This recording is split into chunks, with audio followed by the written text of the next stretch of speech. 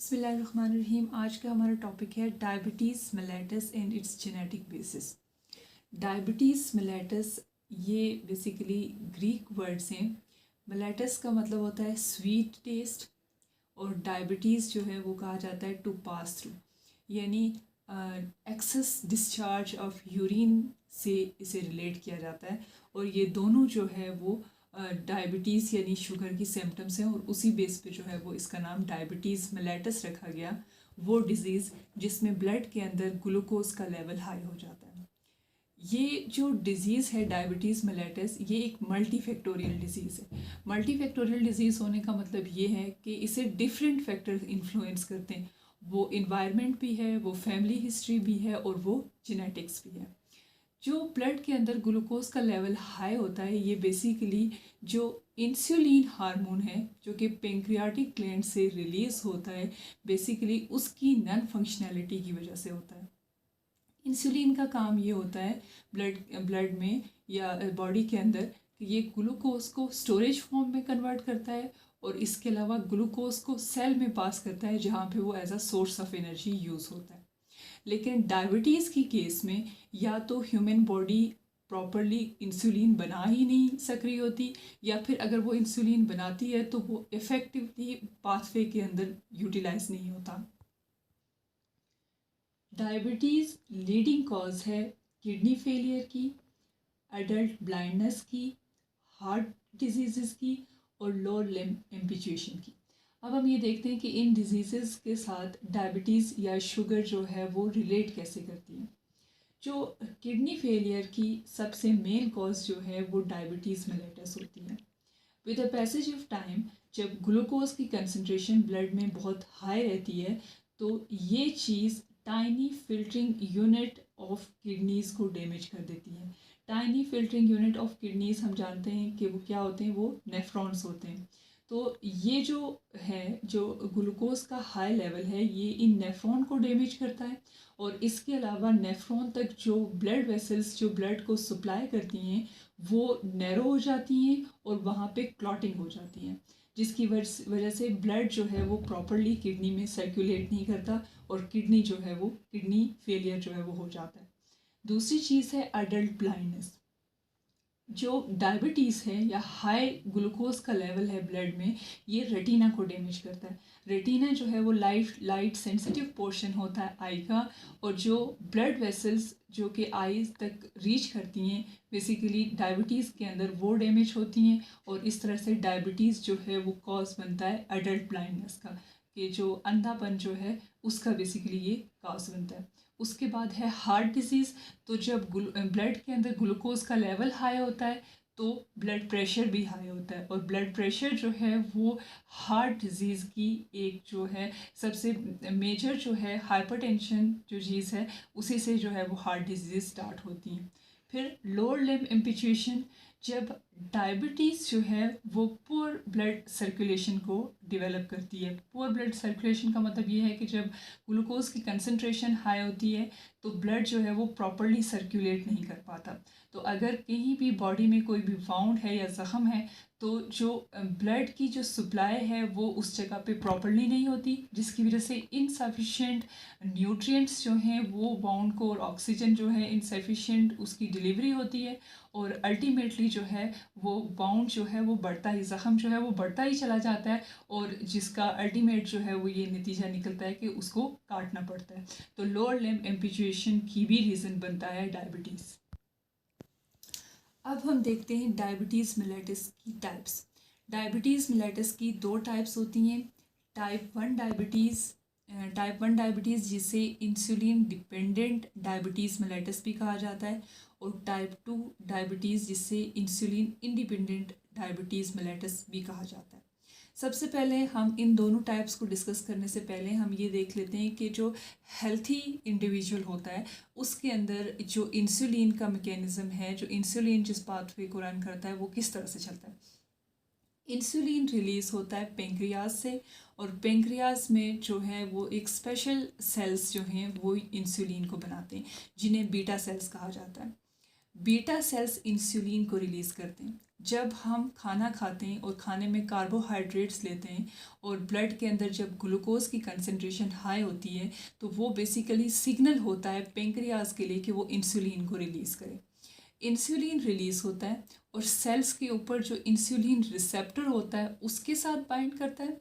जब insulin receptor के साथ इंसुलिन आके बाइंड कर लेता है तो जो सेल के अंदर एक ग्लूकोज ट्रांसपोर्टर होता है जिसे GLUT4 कहा जाता है, ये एज अ इंट्रासेलुलर वेसिकल होता है। पहले ये सेल के अंदर होता है, उसके बाद ये जब इंसुलिन आके इंसुलिन रिसेप्टर के साथ बाइंड किया तो ये जो ग्लूकोज ट्रांसपोर्टर है ये सरफेस पे अपेयर होता है और ग्लूकोज इसके थ्रू सेल के अंदर आता है। ये इसकी नॉर्मल फंक्शनैलिटी है कि नॉर्मल इंडिविजुअल में कार्बोहाइड्रेट्स फूड में लेने के बाद जब ग्लूकोज का लेवल ब्लड में इंक्रीज़ होता है तो पेंक्रियाज अपने इंसुलिन रिलीज़ करता है। इंसुलिन अपने इंसुलिन रिसेप्टर के साथ बाइंड करता है जो दो चीज़ों को गवर्न करता है। एक तो ग्लूकोज जो है वो सेल के अंदर एंटर होता है या तो यहाँ पे ये यूज़ होता है as a source of energy या फिर ये जो है वो स्टोर हो जाता है। लेकिन जब डायबिटीज़ की टाइप्स आती हैं तो सबसे पहली जो इसकी टाइप 1 है यानी इंसुलिन डिपेंडेंट डायबिटीज़ मेलिटस, इसमें क्या होता है कि जो ह्यूमन का इम्यून सिस्टम है वो अपने ही बॉडी के अगेंस्ट एक्टिव हो जाता है और वो बीटा सेल्स को डिस्ट्रॉय कर देता है। जब इम्यून सिस्टम बीटा सेल्स को डिस्ट्रॉय करता है तो इंसुलिन सफिशिएंट अमाउंट में प्रोड्यूस नहीं होती। इंसुलिन सफिशिएंट अमाउंट में प्रोड्यूस नहीं होती तो इंसुलिन जो है वो अपने रिसेप्टर के साथ नहीं बाइंड कर सकती जो सेल के ऊपर प्रेजेंट होते हैं और वो सिग्नल ही नहीं पहुंचता कि जो ग्लूकोज ट्रांसपोर्टर है वो ग्लूकोज को सेल के अंदर ट्रांसपोर्ट करे तो वो as a source of energy use हो या फिर एज अ स्टोरेज फॉर्म जो है वो यहाँ पे रहे। तो जब इंसुलिन ही प्रोड्यूस नहीं होती तो उसके बाद ये जो मैकेनिज़्म है वो आगे जो है प्रॉपरली रन नहीं करता जिसकी वजह से बॉडी के अंदर ग्लूकोज ब्लड के अंदर ग्लूकोज का लेवल जो है वो हाई हो जाता है। जो डायबिटीज़ टाइप 1 डायबिटीज़ है ये अर्ली एज में होती है, बिफोर 40 ईयर यंग पीपल्स में होती है। इस वजह से इसे जुवेनाइल डायबिटीज़ कहा जाता है और इसमें इम्यून सिस्टम जो है वो इन्वॉल्व होता है, इस वजह से इसे ऑटो इम्यून डिजीज़ भी कहा जाता है। इसमें इसे मल्टीफैक्टोरियल डिजीज़ भी कहते हैं। जब खाने में बहुत ज़्यादा इंसुलिन जो है वो ली जा रही हो तो फिर भी ग्लूकोज का लेवल हाई हो जाए और सफिशिएंट इंसुलिन ना प्रोड्यूस हो रही हो तो तब भी ग्लूकोज का लेवल ब्लड के अंदर हाई होता है। इसके अलावा इसमें जेनेटिक्स भी इन्वॉल्व होती है। इंसुलिन जीन जो कि क्रोमोसोम 11 पे प्रेजेंट होती है, बेसिकली उसके डिफेक्टिव होने की वजह से डायबिटीज़ 1 जो है टाइप 1 अकर होती है। उसके बाद जो है वो आती है डायबिटीज़ टाइप 2।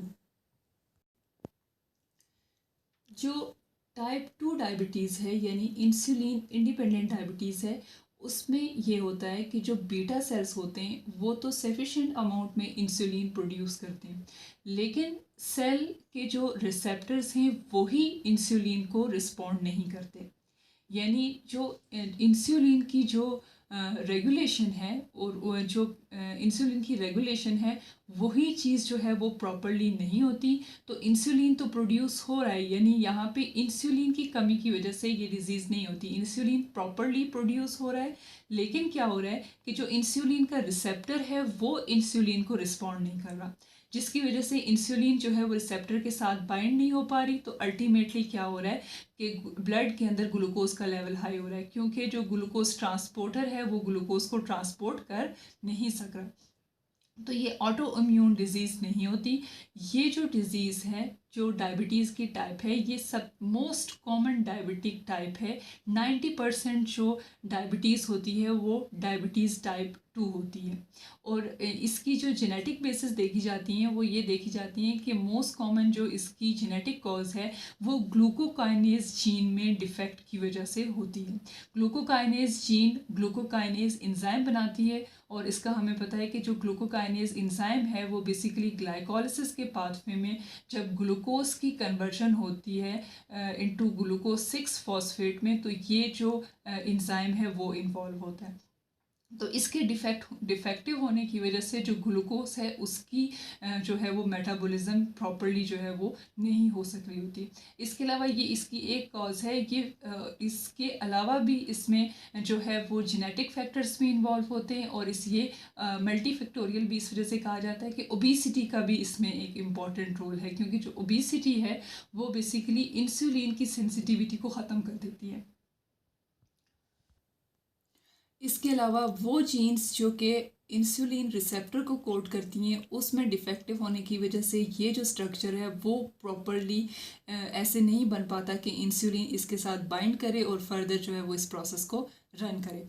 ये जो डायबिटीज़ टाइप 2 है ये लेटर एज में होती है, यानी 40 ईयर्स के बाद जो है वो ये इस डिज़ीज़ की अकरेंस होती है। अगर डायबिटीज़ टाइप 2 जो है वो अर्ली एज में हो, यानी 25 ईयर्स से पहले हो, और उसे जो है वो मोडी कहा जाता है, maturity onset diabetes in young. और ये तकरीबन 2 to 5% जो है वो टाइप 2 डायबिटिक जो पेशेंट्स होते हैं उनमें ये डिज़ीज़ जो है वो देखी जाती है। ये ऑटोसोमल डोमिनेंट ट्रेट है, यानी इसकी जो जीन है वो ऑटोसोम पे होती है और इसके पास जो है वो सिंगल कॉपी जो है वो इस डिज़ीज़ को जो है वो कॉज कर सकती है। जबकि हमने देखा था जो डायबिटीज़ टाइप 1 है इसमें ये जो इंसुलिन जीन है ये एक रेसेसिव ट्रेट है, यानी इसके लिए 2 डिफेक्टिव कॉपी का होना ज़रूरी है, जबकि मोडी के लिए एक भी डिफेक्टिव कॉपी होगी तो ये डिज़ीज़ जो है वो अकर हो जाती है। इसकी जो मेन कॉजेज़ देखी गई हैं वो देखी गई है कि जो ग्लूकोकाइनेज जीन है उसमें डिफेक्ट की वजह से होती है, या फिर इन जो 3 जीन्स हैं जैसे HNF4 alpha, HNF1 alpha, HNF1 beta, ये जो 3 जीन्स हैं इनमें डिफेक्ट के साथ along with the glucokinase gene इसमें डिफेक्ट की वजह से जो है वो मोडी डिजीज़ जो है वो अपेयर होती है। और ये जो 3 जीन्स हैं बेसिकली ये ट्रांसक्रिप्शन फैक्टर्स को कोड करती हैं जो कि पेंक्रियाटिक डेवलपमेंट में इन्वॉल्व होते हैं और इंसुलिन की प्रॉपर रेगुलेशन में इन्वॉल्व होते हैं। तो जब हम इसकी जो है वो स्टडी करते हैं इसकी जो कॉजेज़ हैं या फिर इसकी जो टाइप्स हैं, तो उसमें 2 चीज़ें जो है वो देखी गई हैं। एक ये कि मल्टीफैक्टोरियल डिसीज़ है, तो अगर जो है वो जेनेटिक कॉज के अलावा जो इसका इन्वायरमेंट जो इसमें इन्वॉल्व होता है उन फैक्टर्स को अगर कंट्रोल किया जाए तो डायबिटीज़ जो है वो बहुत हद तक कम हो सकती है। यानी ग्लूकोज का लेवल जो है वो फूड में कम से कम रखा जाए। दूसरा जो है वो एक्सरसाइज को एक प्रॉपर जो है वो हैबिट अपनी बना ली जाए, क्योंकि जो एक्सरसाइज होती है वो ओबेसिटी को बहुत हद तक कम कर देती है। तो ओबेसिटी जब कंट्रोल होती है तो जो ब्लड सर्कुलेशन है वो भी प्रॉपरली होती है, इंसुलिन की सेंसिटिविटी इंक्रीज़ होती है और इसके अलावा जो ग्लूकोज टॉलरेंस है वो भी इम्प्रूव होती है। तो मल्टी फैक्टोरियल होने की वजह से जो इन्वायरमेंटल फैक्टर हैं उसे अगर कंट्रोल किया जाए तो बहुत हद तक जो डायबिटीज़ मेलेटस है उसको कंट्रोल किया जा सकता है। तो इन शॉर्ट हम कह सकते हैं कि हेल्थी लाइफस्टाइल डायबिटिक पेशेंट को एक क्वालिटी लाइफ गुजारने के लिए जो है वो उसमें उन्हें जो है वो हेल्प आउट करता है।